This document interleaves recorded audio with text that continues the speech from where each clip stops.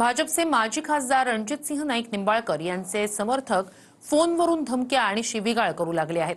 फलटणमधील महिला डॉक्टरच्या मृत्यू प्रकरणात नेत्यावर आरोप का करता असं म्हणत धमकावणं सुरू झालंय। पाहूया हा रिपोर्ट। चमडं काढायला तुझ्यासारखे लय लय लय जन्माला यायचे तुझ्यासारखे। तुझ्या आईला मला शिव्या देतात, पण तुझ्या आईची काही दोष नाही, तू नालायक आहेस। भाजपचे माजी खासदार रणजितसिंह निंबाळकर यांची माणसं धमक्या देऊ लागली आहेत। फलटणमधील महिला डॉक्टरच्या मृत्यू प्रकरणावर अनेकांनी प्रश्न उपस्थित करत निंबाळकरांवर आरोप केले आहेत।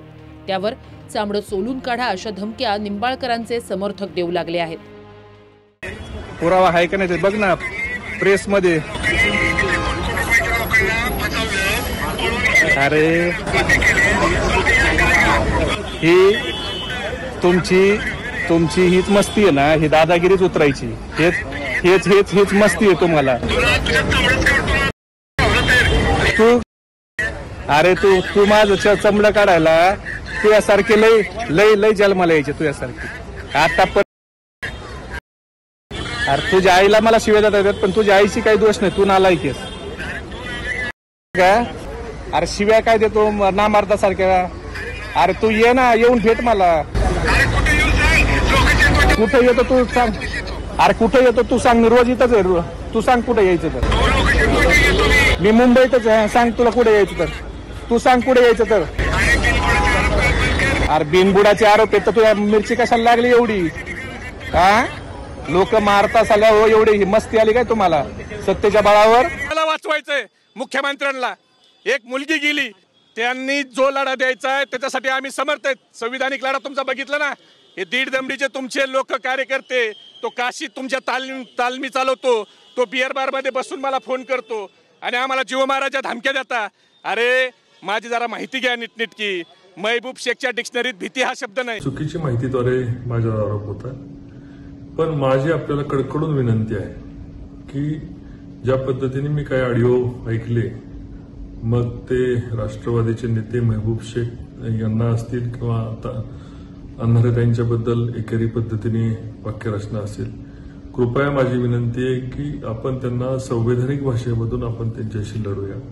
त्यांच्या आरोपांना आपण त्यांचं समाधान करू, नाही झालं तर कायदेशीर आपण त्यांना उत्तर देऊ, पण अयोग्य पद्धतीने त्यांच्यावर टीका करू नये अशी माझ्या सर्व सहकाऱ्यांना विनंती आहे।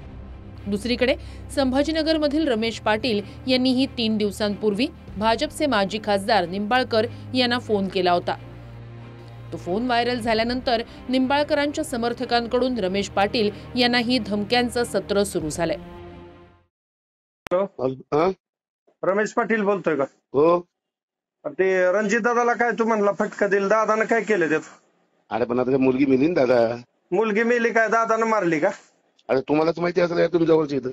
हा तुला माहिती नाही तर तू कसं काय म्हणतोय फटका दे? काय म्हणलं?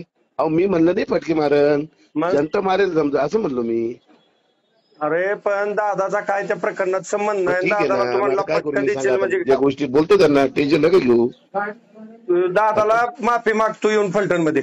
बरोबर नाहीतर तू संभाजीनगर मध्ये आज कुठं आज तुझं काताडच काढीला मी तिथे येऊन। हॅलो निंबाळकर साहेब बोलतो सर, नमस्कार। हो नमस्ते, मी 1 मिनिटात कॉल करू? नाही ऐका, एक मिनिट फक्त, 1 मिनिट। हॅलो म्हणजे त्या संपदा मोठे न्यायाधीश साहेब तुमच्या ऑफिस मधून फोन होते। काय म्हणतात? तुमच्या ऑफिस मधून तुमच्या ऑफिस फोन होते त्या ताईला PSI-ला। हॅलो नाही ह्या विषयात नव्हते, पण त्याला न्याय मिळणार 100%। न्याय नाही मिळणार साहेब, तुम्ही फटके खाणार। काय म्हणताय? न्याय नहीं मिलना तुम फटके खाना। रणजीत सिंह नाईक निंबाळकर जी, आप डरिए मत, मैं आपके पीछे हूँ। मैं उनसे सवाल करना चाहती हूँ कि जिस तरह से डॉक्टर संपदा ने बार बार पत्र लिखे, बार बार गुहार लगाई, पुलिस इंस्पेक्टर जो PSI है उसके ऊपर जो है उन्होंने बलात्कार के आरोप लगे, इसके बावजूद भी आपने त्वरित किसी चीज की मालूमात, किसी चीज की चौकसी नहीं करते हुए क्लीन चिट क्यों दिया? आप किसे बचाना चाहते थे देवेंद्र फडणवीस जी? ये मेरा उनसे सवाल है। अधिकारी को या राजनीतिक अपने सहकारी को या जो उनके पूर्व सांसद है उनको आप बचाना चाहते थे? ये मेरा उनसे सवाल है। आपको पता है कि जिस तरह क्लीन चिट देने का देवेंद्र फडणवीस जी को आदत पड़ गया है। कोणत्याही संवेदनशील प्रकरणात आरोप व शंका उपस्थित करणं हा विरोधकांचाच नाही तर सामान्यांचाही अधिकार आहे। मंत्री संजय राठोडांपासून ते इतर असंख्य मंत्र्यांवर भ्रष्टाचाराचे आरोप झाले. मात्र आमच्या साहेबावर का बोललात असं म्हणत फोन करून धमक्या देण्याचा नवा पॅटर्न महाराष्ट्रात सुरू झालाय. फक्त धमक्याच नव्हे तर जी व्यक्ती विधानसभेच्या लॉबीत मारहाण करते त्याच्या जामिनानंतर त्याचे समर्थक व्यवस्थेच्या नाकावर टिचून मिरवणुकाही काढू लागले आहेत. Bureau report TV9 Marathi.